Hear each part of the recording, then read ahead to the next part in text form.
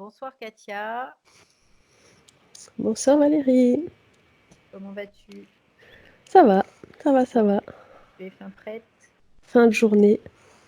Avec toutes ces petites problèmes techniques, on y arrive. On finit Oh par y oui. arriver. Alors, nous allons débuter aujourd'hui une session d'investigation, la 16e, que tu ne connais pas du tout les Bah questions non, ni le sujet, hein. On est bien, absolument bien pas. d'accord. Donc, Absolument. je vais compter de 10 à 1. Mhm. Et là, tu vas juste fermer tes yeux. Ok. Voilà. Tu vas prendre une profonde inspiration.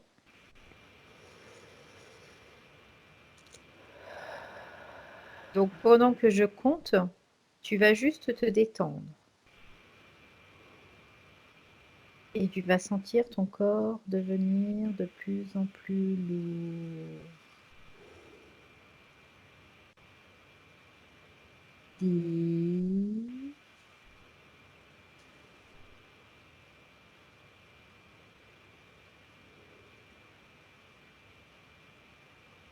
9,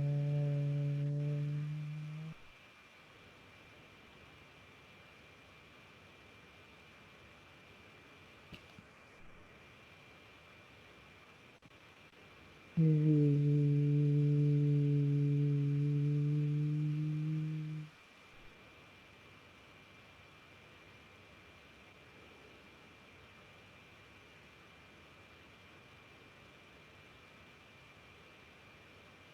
7.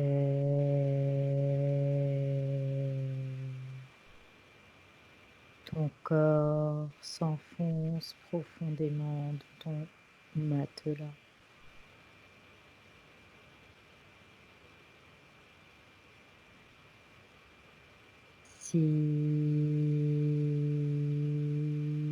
6. À partir de maintenant, tous les bruits environnants t'aident à t'enfoncer de plus en plus. 5.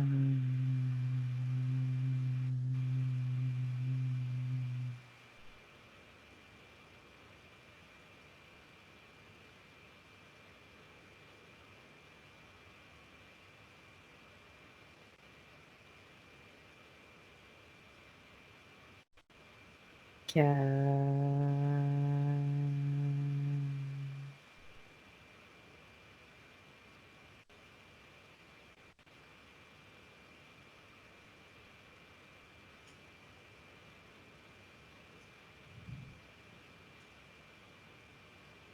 Trois.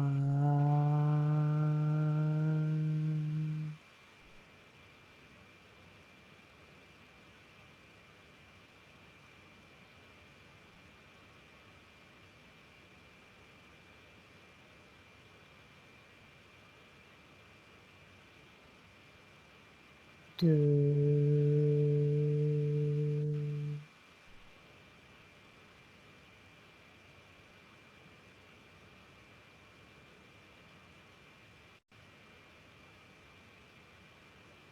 Un.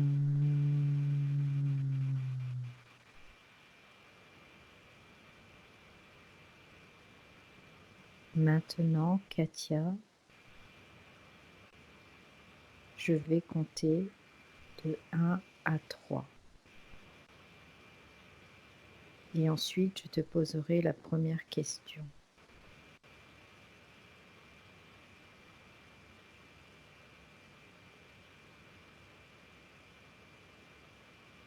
1,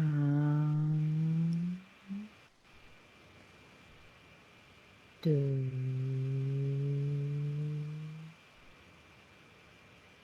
3.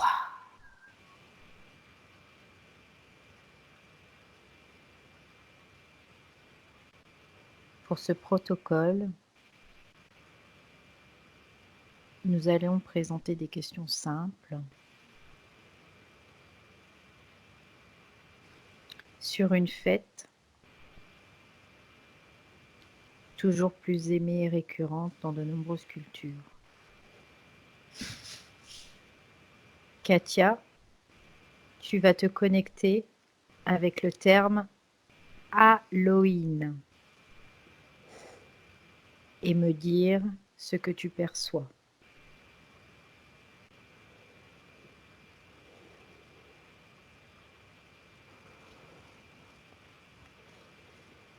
Je perçois une rue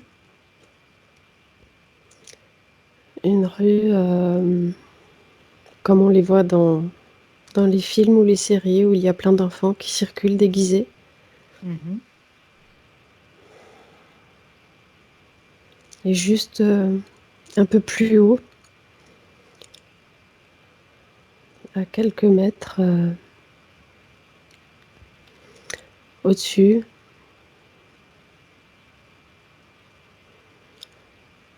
des entités qui se réjouissent en fait des frayeurs qu'ils vont pouvoir provoquer chez les uns et les autres.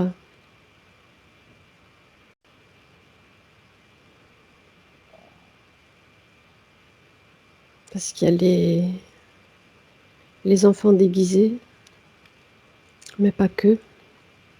Oui.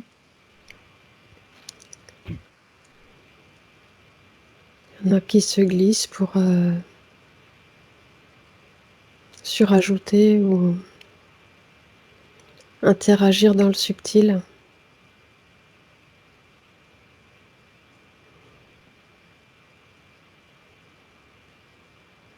avec, avec tout le monde en fait, avec les adultes, les enfants.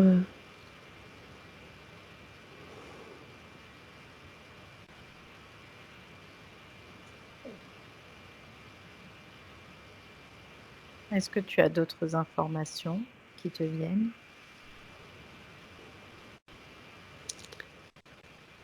Je pense que c'est plus une fête pour eux que pour nous.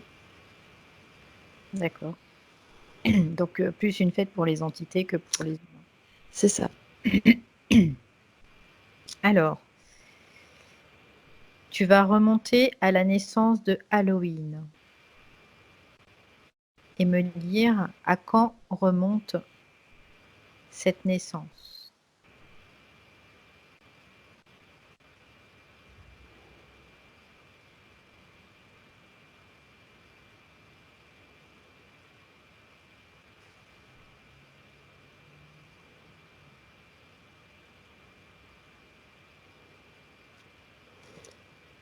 Je dirais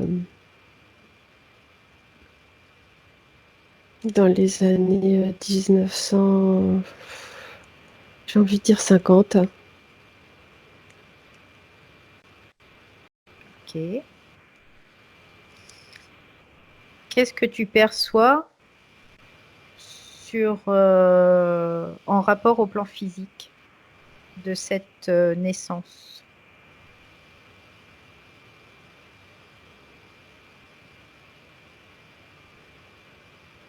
Au plan physique, j'ai envie de dire, c'est jamais 100% du plan physique. Mhm. Euh,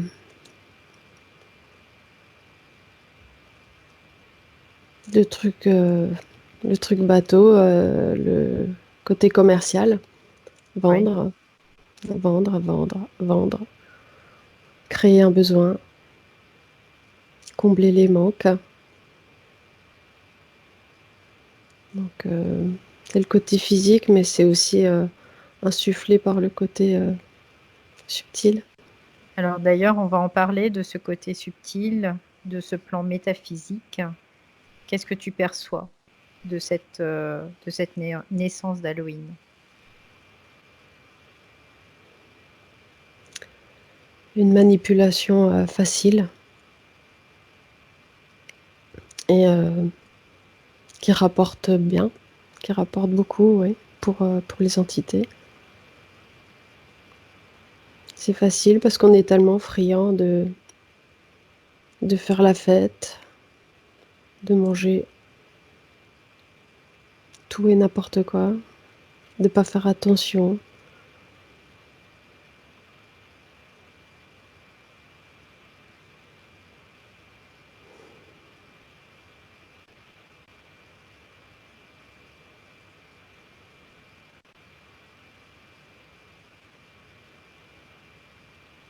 Tu me parles d'entités, est-ce que tu vois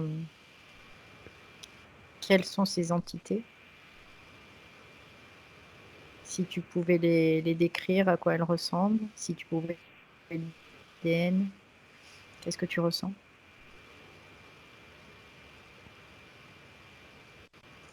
Moi, je ressens plutôt des reptiliens. Ok.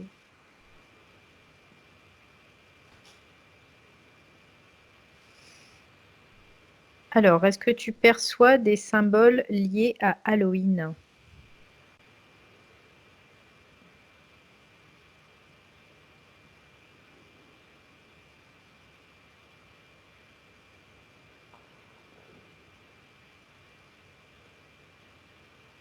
Bah, évidemment, la citrouille et la bougie, en fait, qui peut faire une connotation ou un clin d'œil avec la spiritualité reliée aux religions. Donc, entre guillemets, bien sûr, hein, Mhm, spiritualité. mhm. Une espèce de, je sais pas, de trait d'union ou une petite farce pour nous faire croire que, en rapport avec les défunts, je sais pas, un petit truc bien enrobé comme il faut, quoi, Mhm. histoire de nous emmener où ils veulent qu'on aille, hein. Encore une fois.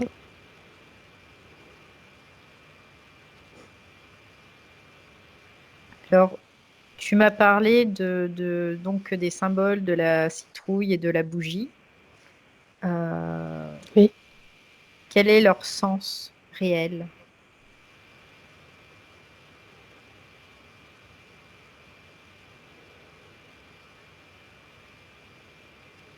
se moquer de nous.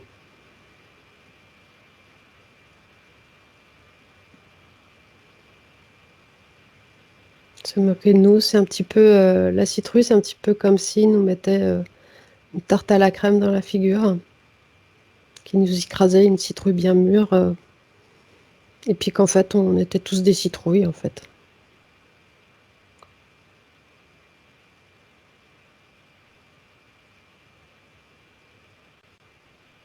Des bonnes poires, des bonnes citrouilles. D'accord. Alors, des symboles supplémentaires sont-ils cachés à l'œil physique, mais directement perceptibles à l'œil subliminal? Est-ce que tu vois des symboles supplémentaires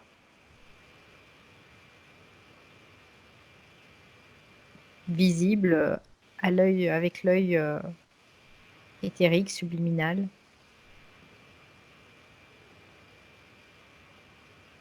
J'ai j'ai envie de dire oui, mais je perçois pas. Je sens que oui. D'accord. Donc tu perçois pas quoi en fait?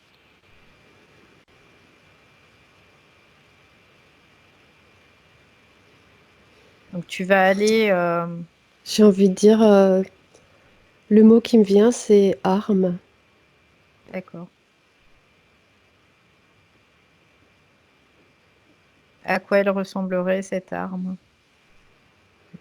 Sur quoi elle agirait cette arme?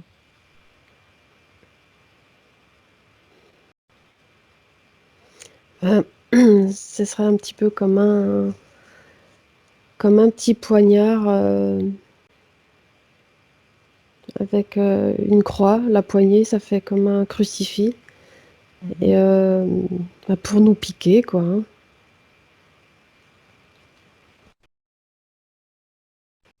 Pour nous, pour nous piquer. D'accord.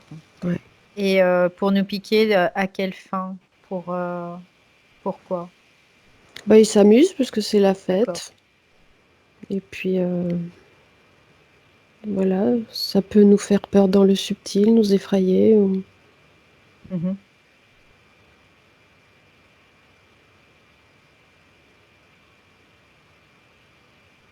Et si ils nous font peur dans le subtil, est-ce que eux, qu'est-ce qui les intéresse là-dedans?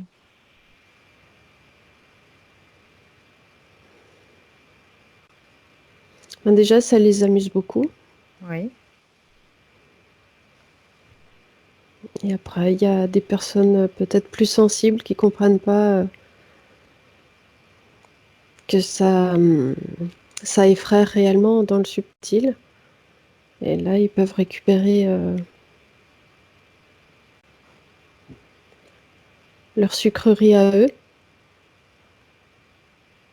Ok. Et est-ce que tu sais ce que c'est par la métaphore sucrerie? Qu'est-ce que c'est qu'ils récupèrent? C'est le... comment dire? C'est le fait d'avoir été effrayé dans le subtil et de pas pouvoir rationaliser en fait. C'est le ressenti Ok, qui ne peut pas être rationalisé et ça crée ce truc. d'accord. Je sais pas, comme une frustration, je dirais, un truc comme ça. Ok. Alors, maintenant, tu vas te déconnecter complètement de ce que tu avais perçu là pour aborder la prochaine question. Ok. Alors, pourquoi le 31 octobre a-t-il été choisi pour fêter Halloween?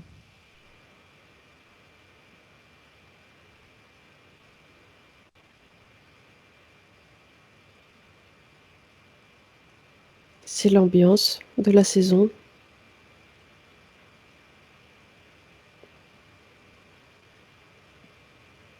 C'est le côté glauque des petits matins et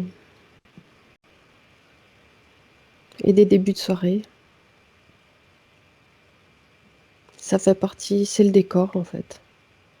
Ok. Par rapport à l'ambiance qu'il peut y avoir, en fait. C'est pour ça Oui, que ça a été... c'est ça. Et puis ben, c'est la fête des défunts, donc les défunts, ben, comme on ne sait pas grand-chose, personne n'est jamais revenu pour nous raconter. Ça reste le côté sombre de, de cette chose qui fait partie de la vie. Quand on bascule de l'autre côté, ben, comme on ne sait pas, ben, c'est pas éclairé.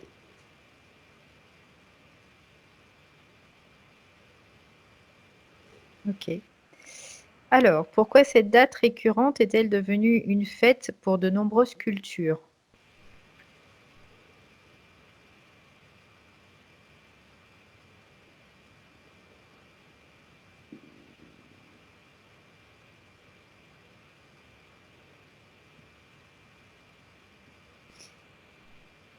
Donc, tu observes sur le plan métaphysique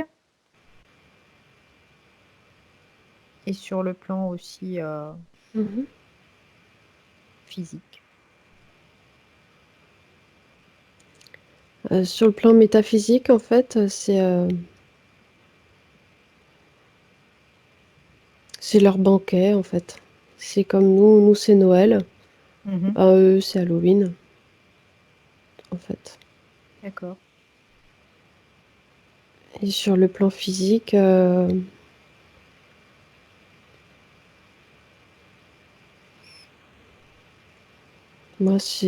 oui, c'est le côté divertissement avec les enfants. Une occasion de se retrouver entre voisins, amis. C'est un côté convivial quand même. Oui. Ça peut être drôle. Voilà. C'est voilà le début de l'hiver et Oui, donc c'est juste pour vraiment se divertir. ouais. Et puis D'accord. évidemment le côté commercial pour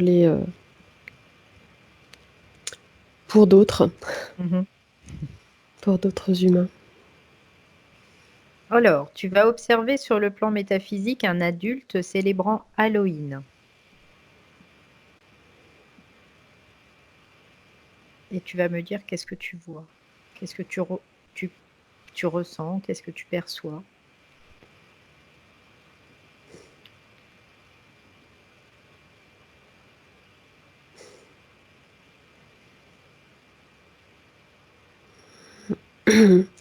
Que c'est l'occasion de faire des rencontres et puis de se laisser un peu aller, de se permettre des choses qu'on ferait pas forcément à découvert. Donc, sur le plan métaphysique, c'est ça, je dirais que c'est plutôt sur le plan peut-être rationnel. Ouais. Et sur le plan métaphysique, qu'est-ce qui se passe si tu observes un adulte célébrant Halloween? Est-ce qu'il génère des choses? Est-ce que... Non, il est observé en fait. Il est observé euh,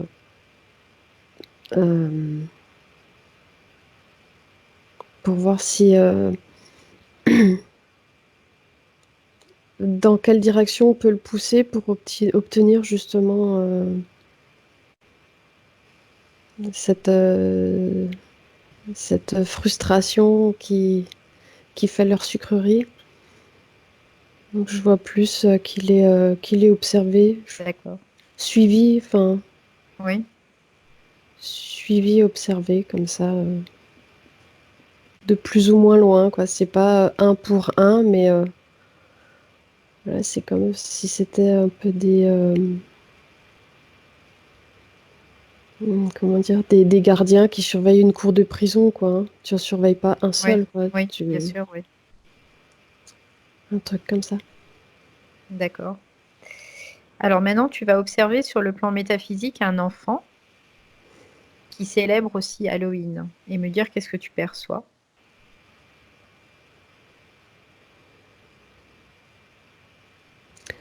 Bah alors là, c'est du un pour un parce que c'est plus facile. Comme l'enfant pas forcément tout à fait à l'aise avec tous ces déguisements qui peuvent faire peur quand même. Mhm. Donc là, c'est plus facile de récupérer quelque chose pour eux, ouais. D'accord.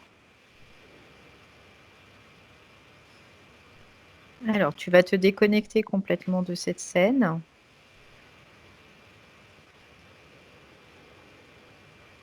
Et on va passer à la prochaine question. Les, Ok. coule- les couleurs associées à la fête d'Halloween sont le noir, l'orange et le violet. Pourquoi ces couleurs en particulier? Est-ce qu'il y a une raison?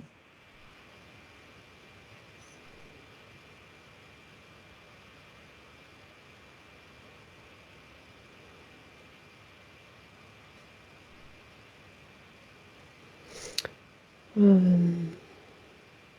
je vois pas. C'est tombé comme ça en fait. Le orange de la citrouille, le noir de de la saison en fait, la nuit qui tombe plus tôt. Et puis le violet, ce rapprochement en fait à la spiritualité entre guillemets Mhm. par la bougie.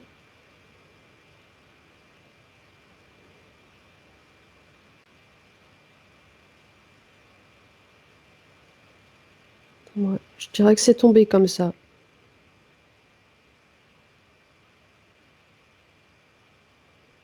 D'accord.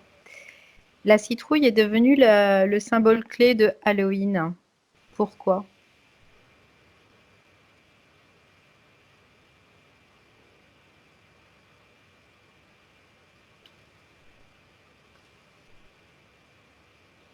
Ben, déjà d'une, c'est la saison, Mhm. tout simplement. Et puis ce côté entarté, ça leur plaît bien. Parce que ben, limite, on a, j'ai envie de dire, on a cautionné même, puisqu'on fait nous-mêmes nos citrouilles qu'on creuse et qu'on découpe pour faire Mhm. des masques. Donc de là à les mettre sur la tête et voilà, on y est presque. Alors, y a-t-il C'est, eu... Ah, pardon, excuse-moi, vas-y. je dis c'est de l'amusement. D'accord. C'est vraiment pour s'amuser, Se moquer de nous, ouais. se moquer de nous. D'accord. Y a-t-il une signification ésotérique à ce symbole, cette citrouille?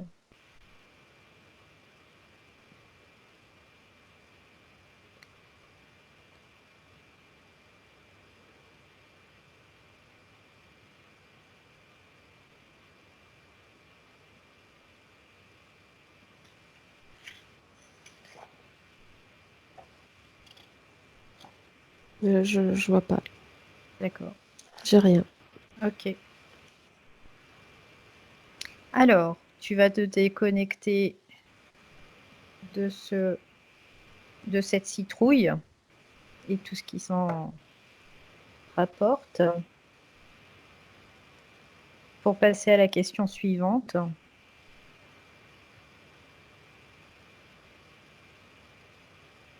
Ok. Ok. L'affirmation coutumière trick and treat, que l'on pourrait traduire des bonbons ou un sort, a-t-elle une signification ésotérique?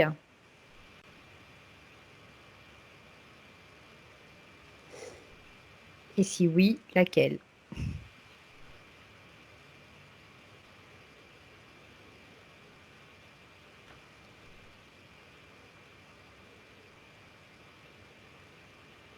En fait, ils s'amusent à faire de nos enfants des apprentis,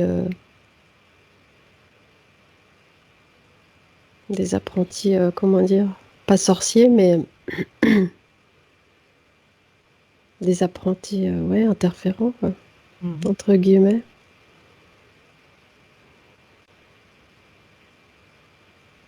Ouais, On dirait c'est une mise en condition. ouais. D'accord.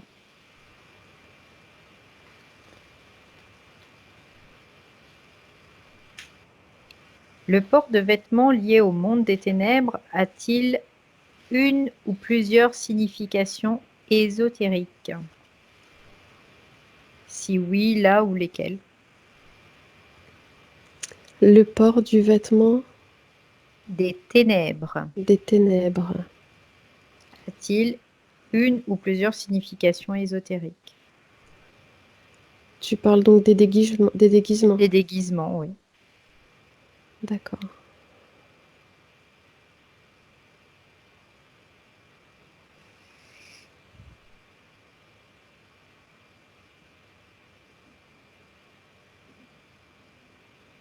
Ouais, ça fait partie du spectacle, en fait.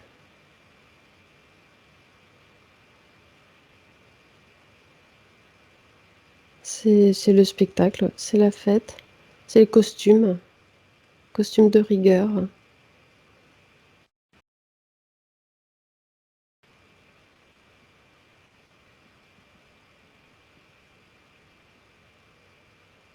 Alors d'ailleurs, en On parlant... est... Ah, pardon.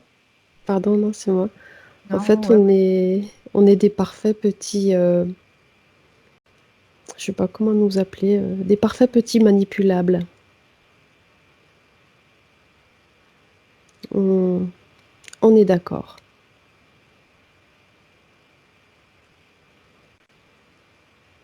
Alors en termes de costumes, d'ailleurs, on va en parler. Les plus connus rappellent des personnages comme les sorcières, les fantômes, les zombies, vampires, squelettes et beaucoup d'autres. Tu vas prendre une personne et qui porte un de ces costumes et tu vas observer l'aura après qu'un de ces déguisements ait été porté. Et me dire ce que tu vois.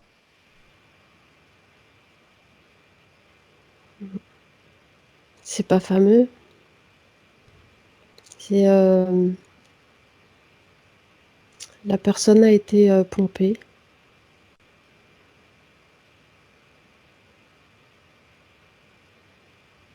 Ouais. Pompée de ses énergies, ouais. De ses énergies ou de ses fréquences?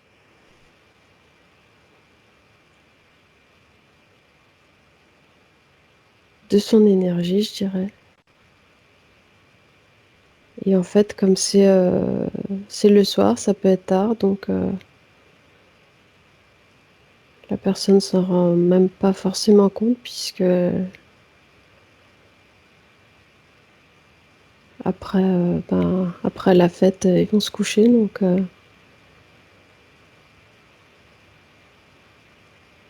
ouais. C'est pas comme en journée quand ça t'arrive où tu sens que t'es vidé tout à coup. Ouais. Et là, tu peux comprendre éventuellement ce qui s'est passé selon le contexte. Mais là, comme il va se coucher, ça passe, ça fait partie du truc, quoi. Oui, ça passe inaperçu. Ça passe inaperçu, ouais. Après, tout le monde n'est pas attentif et à l'affût de ce genre de sensations Ouais. non plus. Alors, actuellement, de nouveaux types de déguisements sont de circonstances pour les fêtes d'Halloween, à l'instar de ceux des extraterrestres et des super-héros. Que perçois-tu en rapport à cela?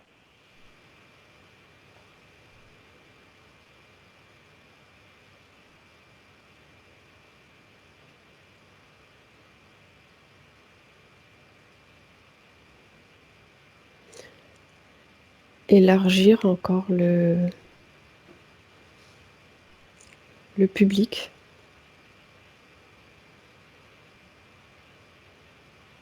Faire qu'il y en ait encore plus. Ouais.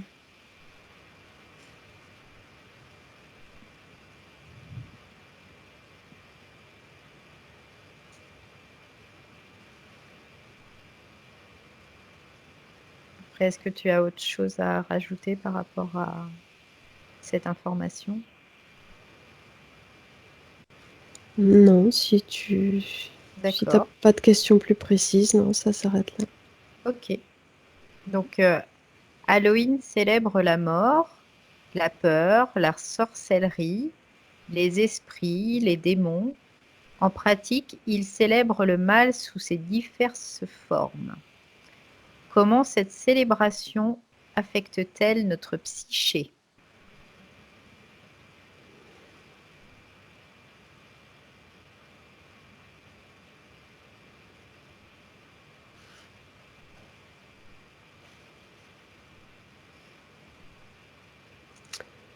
Tu veux dire donc après la fête d'Halloween ou pendant? Non, pendant la fête d'Halloween, Pendant la fête d'Halloween. ou ça peut être aussi après, ceci dit. Ça peut être pendant et après. Ça peut être en deux phases. Parce qu'en fait, pendant, les gens sont tellement dans leur truc que la psyché, voilà. Et je vois plutôt après, quoi. Mm. Genre, je sais pas, je sais pas, 10, 15 jours après. D'accord. euh, Quand ça commence un peu à, j'ai envie de dire, à monter au cerveau. et qui se pose des questions sur tout ça. La vie, la mort, à quoi ça sert, des questions un peu métaphysiques et c'est, j'ai envie de dire, un sac de nœuds, quoi. Ouais. Une toile d'araignée, on s'empêtre et ça peut créer des angoisses. Ok.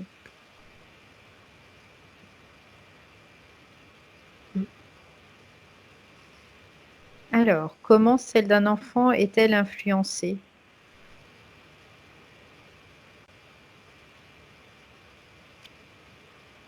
La psyché des enfants. Est-ce qu'il y a une différence?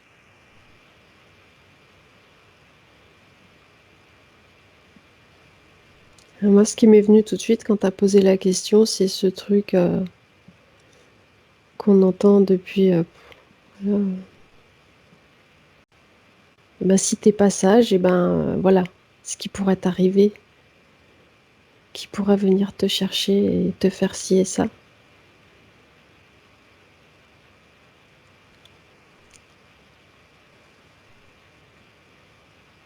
C'est pas. C'est pas. Voilà, c'est pas positif, c'est pas constructif, c'est vraiment menaçant. Et et flippant, quoi, pour grandir avec ça dans un coin de soi. C'est pas apaisant du tout, quoi. Parce que ça peut ressurgir à des moments de la vie de l'enfant où justement il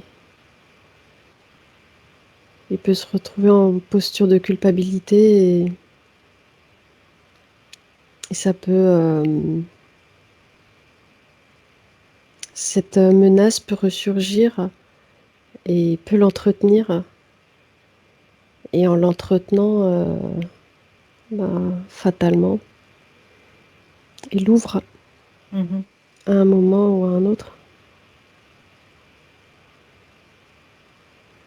Très bien.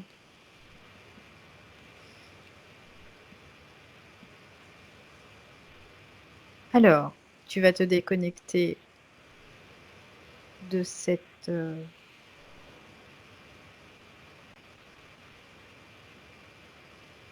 ambiance Ok. pour aborder la prochaine question. Alors, la légende irlandaise de Jack O'Lantern est la plus célèbre. Que perçois-tu en rapport à cela?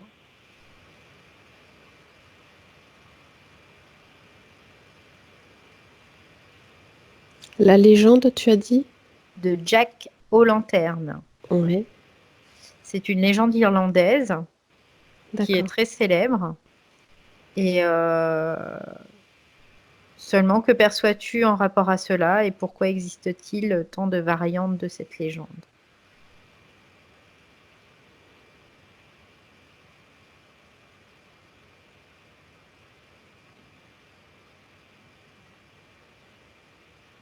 C'est culturel.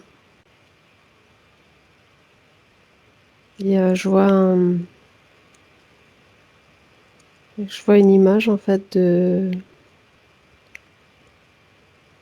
comment dire, de la nature comme ça, à perte de vue.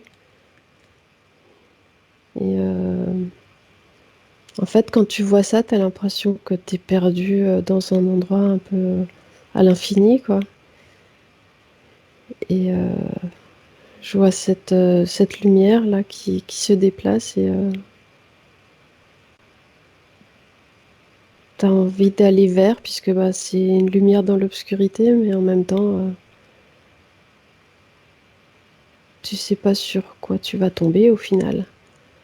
Du coup, tu es vraiment mitigé, quoi. Mhm. J'y vais pas. C'est angoissant, c'est pas agréable.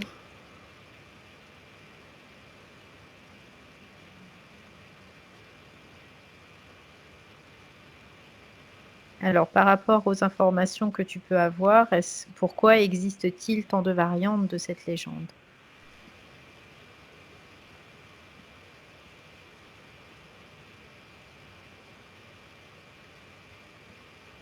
En fait, c'est les peuples, hein, entre guillemets, ou je sais pas, les régions, les pays. Mhm. Ils refont l'histoire un peu à leur sauce pour que ça concorde à leur légende à eux et chacun se l'approprie à sa façon. Ok.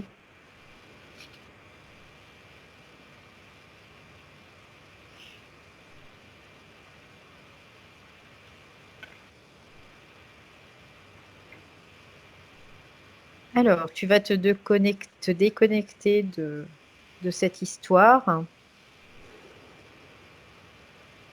pour aborder la question suivante. Tu me dis quand tu es prête. C'est bon. Le 31 octobre est inscrit dans le calendrier démoniaque comme le nouvel an de Satan. Il est considéré que la nuit où toute demande sera acceptée. Que perçois-tu en rapport à cela?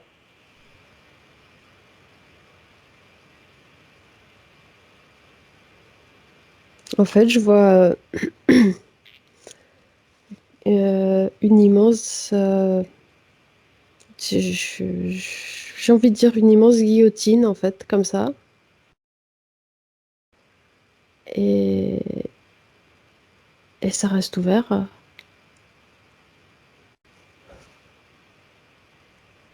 C'est tout. C'est c'est comme une porte, mais Ouais, je sens que c'est pas une bonne porte. Et d'accord. ça fait guillotine, en fait, carrément. Mhm.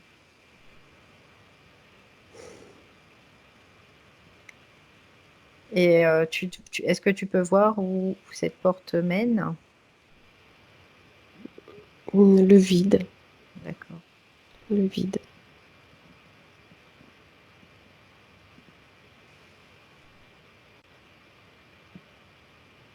Alors, tu vas te déconnecter de cette ambiance et on va aborder la dernière question. Ah non, l'avant-dernière, pardon. Avant-avant-dernière. Alors, la synénophobia, je vais répéter parce que je ne connais pas ce mot. La synénophobia est la phobie que certaines personnes ont en regard de la fête d'Halloween. Mhm. Alors, tu Je vas te... connaissais pas le mot. Moi non plus, je ne connaissais pas. Connecte-toi avec une personne qui souffre de cette phobie.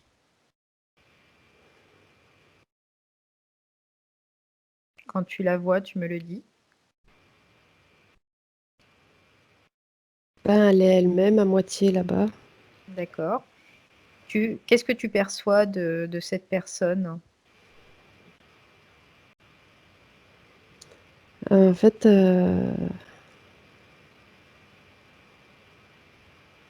c'est ouais, je vais pas dire que c'est sa partie subtile qui est dans ce monde un peu de, comment dire, ouais, de zombies ou enfin, d'Halloween comme ça en permanence. Mhm. Mais en fait, c'est un mélange de ça. C'est une partie de son être subtil qui est embringuée, mais j'ai envie d'y ajouter via des croyances, en fait. Des croyances et qui viennent aussi d'une culpabilité. Et du coup, elle donne sa permission pour être ben, punie, un peu punie, quoi. Et après, la partie rationnelle, ben, elle supporte pas ce truc, quoi. Parce que forcément, elle a la partie subtile a un pied dedans et c'est insupportable en fait, quoi.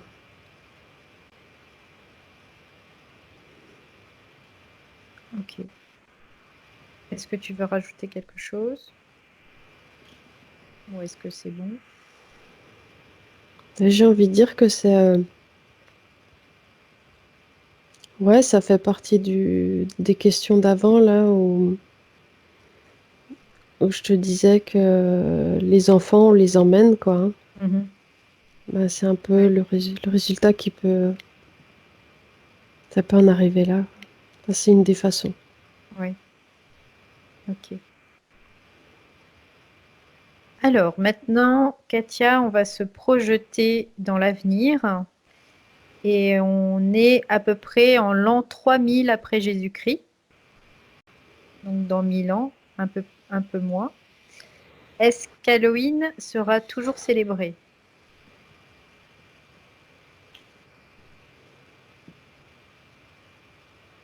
Ben non, ben non, parce qu'on aura arrêté d'être con. Pardon, j'ai envie de dire ça. Euh, ben non.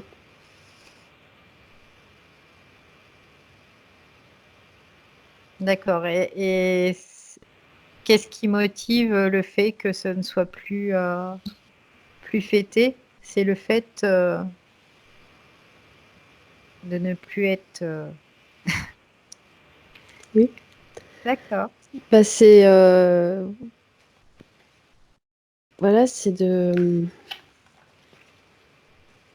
tout ce qui va se passer entre maintenant et là-bas, Mhm.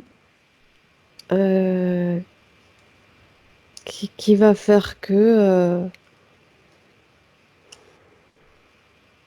ben les gens qui seront là-bas, ils auront compris en fait. D'accord. Donc comme ils auront compris, ça ne sera Ah plus... bah oui, c'est plus possible. D'accord. C'est ben non. Ils feront d'autres choses plus intelligentes.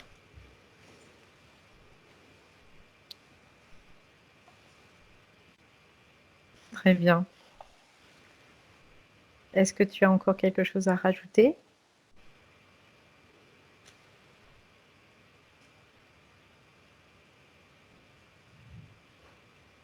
Écoute, non, oui et non, je sais pas trop.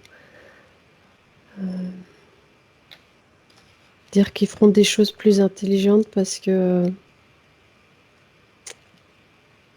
iront mieux que nous actuellement. Voilà. Très bien.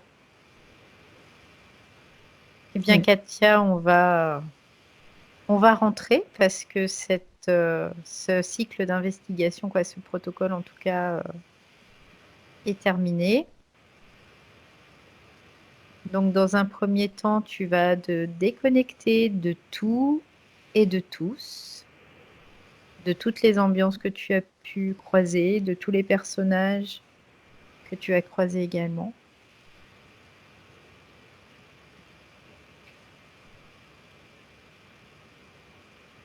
Donc, tu es complètement déconnecté. Tu sens ton corps et tu le sens récupérer toute sa force. Tu te sens bien, tranquille, détendu, et ton corps devient léger.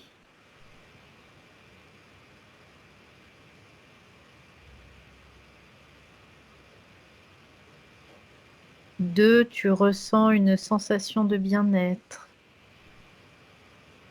une sensation de paix.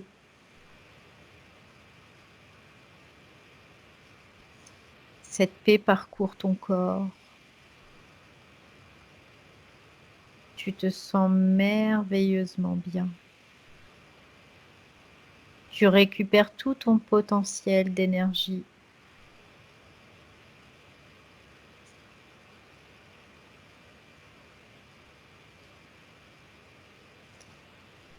Tu peux commencer à bouger tes mains, tes pieds, pour à 3 ouvrir les yeux. Bienvenue. Merci Valérie. Comment te Waouh. sens-tu? Écoute, très bien. Bon, Merci. super. Donc, je vais arrêter l'enregistrement Mhm. si j'arrive à récupérer ma souris. C'est mieux. Et C'est mieux. écoute, je te remercie beaucoup pour cette Ben, session je, d'investigation. je t'en prie, je te remercie aussi. Et je vais souhaiter bonne soirée, bonne nuit, bonne journée à ceux qui auront visionné cette vidéo. Ouais, tout Et pareil. et à bientôt. À bientôt. Bye Au bye. revoir. Benvenuto a questo nuovo video di Disclosures. Oggi parliamo della cosiddetta sessione di ipnosi investigativa. In realtà non esiste una sessione di ipnosi investigativa. Non che non si possa fare investigazione di ipnosi, però è che non esiste una sola sessione di ipnosi per dire si è fatta investigazione, per prendere quell'informazione come buona. Perché? Sappiamo intanto che l'informazione che arriva in ipnosi è molto contaminata, la percentuale di inquinamento dell'informazione è altissima. Pensate a questa informazione che viaggia per tantissime dimensioni, attraversa densità, passa per coscienze che volontariamente o involontariamente possono distorcerla e poi arriva infine alla persona che sta in ipnosi, che ha una coscienza, ha una mente, ha un'esperienza e interpreta questa informazione secondo la sua struttura mentale, secondo le sue credenze, che per quanto si possa essere più o meno liberi mentalmente, liberi pensatori, sempre c'è una parte subliminale che interpreta in base all'educazione ricevuta, alla cultura e perché no, anche tutte le esperienze di esistenze passate che ancora lasciano un segno in noi. Per capirci, è come se dovessimo parlare con un'altra persona immersi nell'acqua, a qualche metro di distanza, cercando di utilizzare un mezzo, che è quello della corda vocale, che è fatto per produrre suoni da trasmettere nell'aria. Noi stiamo utilizzando questo strumento per far passare un'onda sonora nell'acqua o in un liquido. Chiaramente il suono viene completamente distorto, sempre ammesso che sia per il nostro corpo facile e non difficoltoso poterlo fare senza avere dei problemi come ingurgitare acqua o eccetera. Ma non solo. Supponiamo che per questo tipo di comunicazione utilizziamo anche due lingue diverse, per esempio un italiano e un russo o un giapponese. Per quanto possiamo anche interpretare il labiale, non possiamo capire quello che ci sta dicendo, perché la lingua è diversa. La lingua, diciamo, da dove parte l'informazione a dove arriva è completamente diversa, il codice, il linguaggio è diverso, ma possiamo anche cercare di capirci attraverso i gesti, attraverso le espressioni facciali. Per quanto sia ipoteticamente facile poterlo fare sott'acqua, però non dobbiamo dimenticare che l'acqua non è l'aria e può distorcere l'immagine, ma non solo. Dobbiamo anche pensare che l'altra persona, che parla un'altra lingua, che viene da un'altra cultura, potrebbe interpretare i segnali che noi interpretiamo come X in Y. Per noi un sì è abbassare la testa dall'alto verso il basso, per esempio, sì, e il no da sinistra verso destra, no. in alcuni paesi orientali, come le Filippine credo o qualcun altro, utilizzano esattamente gli stessi segni, ma al contrario. No. Sì. Immaginate due persone di queste due culture che stanno cercando di comunicare in maniera così difficoltosa e alla fine non gli rimane altro che interpretare il linguaggio corporale. Sì, che per l'altro invece no. Cosa voglio dire con questo esempio estremo? Che l'informazione da dove parte a dove arriva viene completamente deformata. Non sappiamo esattamente quale percentuale perché ogni situazione è a sé stante, però la percentuale di inquinamento, di distorsione, di contaminazione di questa informazione è assolutamente alto. Quindi fare una sessione investigativa, mettere una persona in ipnosi e chiedere di Tizio Caio Sempronio di una situazione o chiedere certi dati è assolutamente controproducente, è assolutamente inutile. Quindi vi chiederete cosa fate allora voi quando fate ipnosi, quando fate delle domande, quando cercate delle risposte e con queste informazioni che vi arrivano lavorate sulla situazione esoterica del cliente. Beh, non facciamo altro che recuperare questa informazione solamente per arrivare al problema del cliente e poi lavorarci. Quindi il valore dell'informazione non è quello di un'istruzione, quello di memorizzare dei dati e di prenderli per buoni, ma è un veicolo di movimento, di trasporto verso la causa del problema per poi lavorarci. Quindi lo scopo di questo tipo di informazione che si prende dalla singola sessione è completamente un altro. Come si fa quindi? Investigazione in ipnosi. Il lavoro non è semplice, il lavoro è lungo, difficoltoso, stancante. È necessario farlo anche in squadra perché bisogna moltiplicare il numero di sessioni da fare e una sola persona potrebbe farlo soltanto in un tempo estremamente largo. Noi abbiamo delle informazioni che prendiamo ormai per buone, ci lavoriamo, danno dei risultati e quindi per noi sono buone.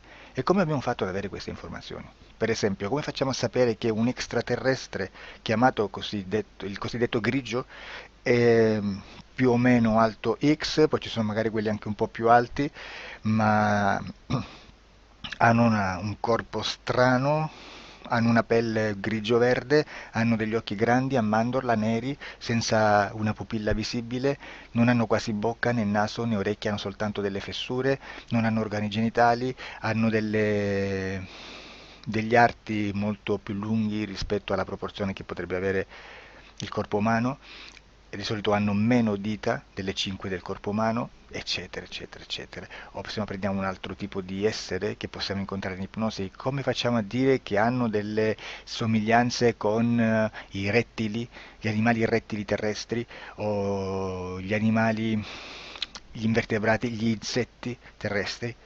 Perché? Perché siamo sicuri di questa informazione e ci lavoriamo e quando ci arriva la prendiamo già per buona, nonostante sia anch'essa contaminata. Perché queste informazioni sono arrivate da tantissime sessioni, fatte da tantissime persone, con tantissime altre persone sotto ipnosi e che nel contesto di tutto il lavoro gli uni non sapevano degli altri. Questo dato può essere più o meno rilevante, sempre c'è contaminazione e quindi possiamo prendere per buono anche un gruppo di lavoro dove l'uno possa sapere dell'altro. Ci potrebbe essere una contaminazione del contesto di quel gruppo di lavoro, ma si aggiunge semplicemente una piccola percentuale di questa contaminazione a già la grande che esiste. Non è così impossibile lavorarci. Da tutte queste sessioni, da questo grande numero di sessioni, migliaia, diciamo migliaia, noi prendiamo solamente quell'informazione che è uguale a tutte, che è in comune a tutte, o a quasi, perché magari qualcuna ci potrebbe essere niente in comune per una fortissima contaminazione, perché no? Ma dobbiamo prendere una stragrande maggioranza proporzionalmente abnorme rispetto a quello che potrebbe essere un minimo di scartabile, e lì possiamo prendere per buona questa informazione. Quindi se noi su 10.000 persone diverse, con operatori anche diversi, in cui in ogni sessione vediamo un essere che più o meno ha le stesse caratteristiche del grigio o dell'insettoide, a forma di mantide religiosa, o il rettile a forma di lucertola, per esempio, di serpente o di quello che sia, o se vediamo il pianeta Marte più o meno di colore rosso, o se vediamo dei sotterranei eterici, non fisici, nel sottosuolo terrestre, soprattutto sotto le grandi città, dove c'è concentrato molto potere, molta energia di questo tipo, e che più ne hai più ne metta. Se vediamo degli impianti che hanno certi tipi di funzioni, certi tipi di forme in certe parti del corpo, e questa informazione la ritroviamo tutta o quasi in tutte le sessioni fatte, eseguite, realizzate da tanti anni a questa parte, significa che quella è una informazione affidabile. E vi posso garantire che stiamo parlando di una percentuale bassissima. Su un 100% staremo, credo, forse più in basso di un 3, di un 2-3%. Immaginate, tutto il resto è spazzatura, è informazione spazzatura. Sì, spazzatura.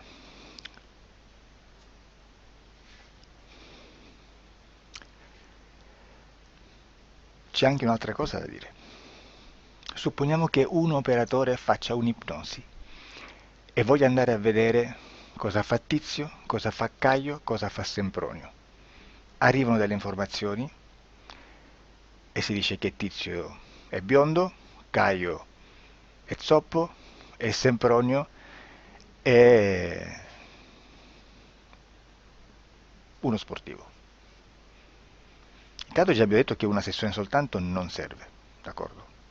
Ma poi c'è da dire che una coscienza, un essere, in ambiente subliminale, la sua parte subliminale potrebbe non dare autorizzazione a questa fuoriuscita di informazioni. Mi potreste dire, e allora tu quando chiedi agli esseri cosa fanno, cosa non fanno? Beh, intanto la prendo sempre con le pinze, perché abbiamo sempre detto che tutto è molto contaminato e mi serve solo per dirigermi da una parte. Ma c'è anche da dire che se un essere interferisce con l'altro, ha aperto un canale di comunicazione a cui non può ovviare, a meno che non lo recida, non lo annulli. Quindi quando io faccio la domanda a un essere, se lo faccio attraverso l'interferito, mi arriva l'informazione per un canale aperto che sottostà alla volontà dell'interferito. Sulla volontà dell'interferito parleremo in un prossimo video disclosures. Però, se io voglio fare un'investigazione sopra Tizio, Caio e Sempronio, che non hanno nessun collegamento, nessuna interazione e nessuna interferenza con il soggetto con cui io sto realizzando l'ipnosi, non è detto che mi arrivi questa informazione. Assolutamente. Potrebbe esserci completamente un muro.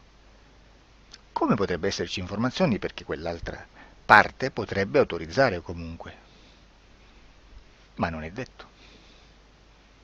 E comunque quando ci arrivano informazioni, in una situazione di non interferenza o non interazione, non possiamo sapere esattamente se sono informazioni che ha autorizzato la parte subliminale dell'altra persona o dell'altro essere, o qualche altro essere, qualche altra entità furba approfitta della situazione, osserva quello che sta succedendo, si mette in mezzo, si fa passare per l'altro e dà informazioni ovviamente distorte, prima perché non è detto che debba conoscerle, e anche se fosse potrebbe manipolarle a sua volontà e a suo vantaggio. E quindi immaginate che situazione ridicola ci si viene a trovare, in quale situazione ridicola ci si viene a trovare in questi casi. Da qui si vede quando un operatore riesce a utilizzare l'informazione in ipnosi. Come? Per lavorare su un soggetto. Da qui l'osservatore attento delle sessioni di ipnosi riesce a capire se quell'ipnosi è un'ipnosi affidabile, un'ipnosi con un livello di informazione certa, con una alta percentuale di informazione certa. Non vi nascondo che in futuro potrei anche impostare un lavoro per decifrare che livello di certezza di informazione c'è in un'ipnosi, analizzandola e spiegando il perché, spiegando i meccanismi di analisi di un'informazione in ipnosi, che poi anche è molto istintivo. Supponiamo che dobbiamo cercare un'informazione su internet, per esempio un fatto di cronaca.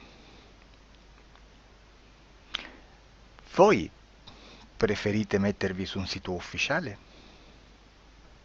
A caso. L'ANSA in Italia, ADN Kronos, qualche telegiornale che per quanto possano manipolare l'informazione ad alti livelli, comunque possiamo dare affidabile la fonte dell'informazione che viene trasmessa. Non possono trasmettere una bufala sicuramente. Verrà sicuramente manipolata ad altri livelli. Ne parleremo in altri video, ma a livello base la fonte è certa.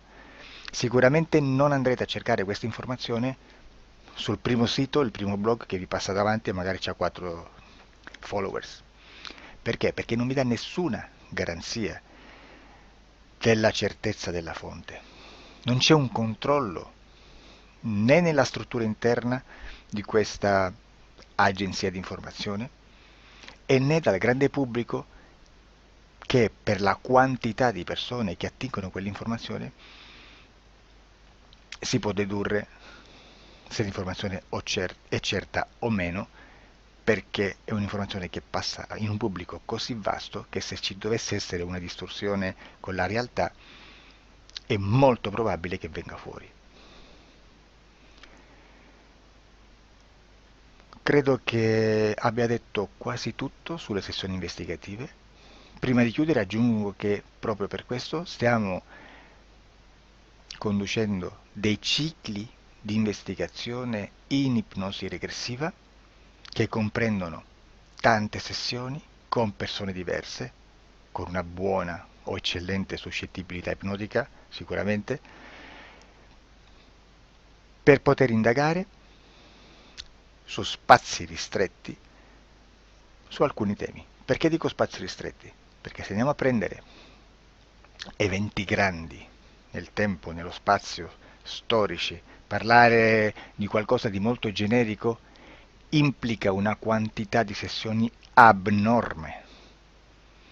Immaginate se dovessimo fare una sessione investigativa sui buchi neri, quanta informazione ci sarebbe e quante informazioni da filtrare. Sarebbe quasi impossibile farla in questa maniera. Ma se noi riduciamo lo spazio di investigazione, se noi prendiamo per esempio,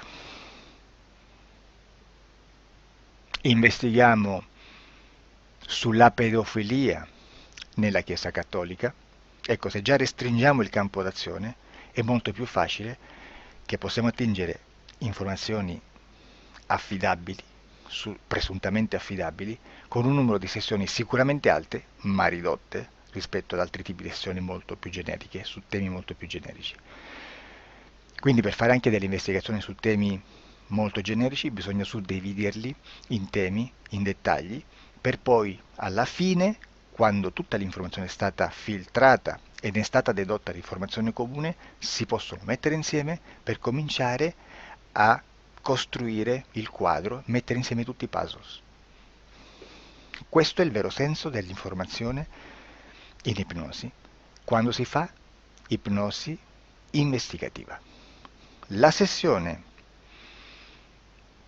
per risolvere una problematica, un problema, con una presunta origine esoterica di un cliente, di una persona, è un'altra cosa, sono altri metodi, altre tecniche e l'informazione si usa in un'altra maniera, ha un altro scopo. Grazie, ci vediamo al prossimo video. Disclosure.